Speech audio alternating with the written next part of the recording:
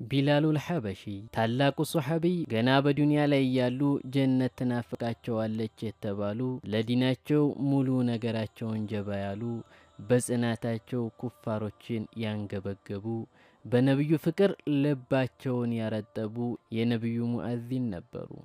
ቢላሉል ሐበሺ ረዲየላሁ ዐንሁ መዲና ላይ የቆዩት ግን ነብዩ ዐለይሂ ሰላቱ ወሰላም በህይወት እስካሉ ድረስ ነበር።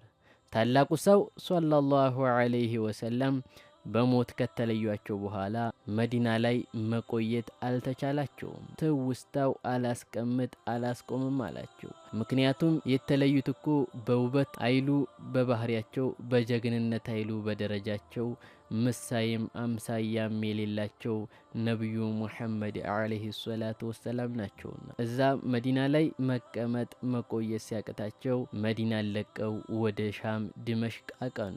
ትዳርም መስርተው መኖር ጀመሩ። አንድ ቀን በህልማቸው ሰይዲን ዐለይሂ ሰላቱ ወሰላም አዩአቸው። ነብዩም ዐለይሂ ሰላቱ ወሰላም ለቢላል እንዲህ አሏቸው፣ አማ አነ ለከ አንተዙረና ያ ቢላል፣ ልትዘይረን ወቅቱ አልደረሰምን?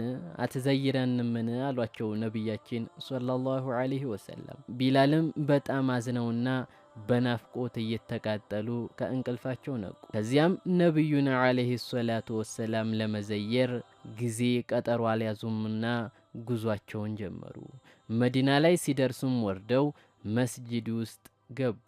ከዚያም በረካም በመፈለግ ያንን ቆንጆ የሁሉ በለጥ የሆኑትን ነብይ ቀብር ዘየሩ። ይህም ተግባራቸው በረካም ፈልጉ ቀብርን መዘየር የሚቻል ለመሆኑ ማስረጃ ነው። ይህንን የሚከለክልም ነብዩን ጠል የሆነ ነው። ከዛም ሐሰንና ሁሰይን ወደ ቢላሉል ሐበሺ ረዲየላሁ ዐንሁ ዘንድ መጡ። አቅፈውም ሳሟቸው። ሐሰንና ሁሰይን ቢላልን እንዲህ ሲሉ ጠየቋቸው፣ ያ ቢላል ነሽተሂ አን ነስመዐ አዛነከ አለዚ ኩንተ ቱአዚን ሊረሱሊላሂ ሰለላሁ ዐለይሂ ወሰለም። አንተ ቢላል ሆይ በነቢዩ ሰለላሁ ዐለይሂ ወሰለም ጊዜ ስትለው የነበረውን አዛን ናፍቀናልና አሰማን አሏቸው። ሰይዱና ቢላልም ለምትወደው አካል ስትል እርሱ የሚወደውን ተወዳለህ እንደሚባለው ከነብዩ ተወዳጅ ለሆኑት ለሐሰንና ለሁሰይን ሲሉ በነብዩ ጊዜ አዛን ሲያደርጉበት ነበረው ቦታ ላይ ወጡ። አዛኑንም ማድረግ ጀመሩ። አላሁ አክበር አላሁ አክበር አላሁ አክበር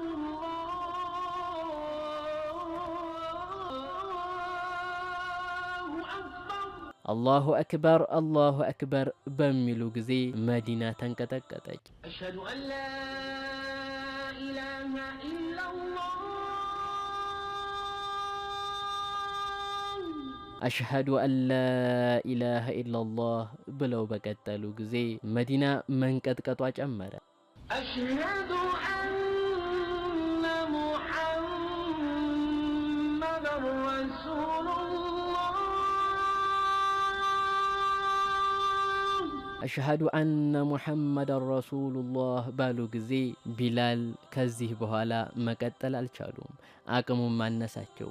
በፍቅር ተንገበገቡ። ህፃናት፣ ወጣቶች፣ ሴቶች፣ ወንዶች፣ ጎልማሳ፣ አዛውንት ሳይሉ እያለቀሱ ከየቤታቸው ወጡ። የለቅሷቸው ጥናትም ነብዩ ከሞቱ በኋላ ከዚህ የበለጠ ለቅሶ ተለቅሶ አይታወቅም እስከሚባል ድረስ። ምክንያቱም ትውስታው ታላቁን ሰው ነውና።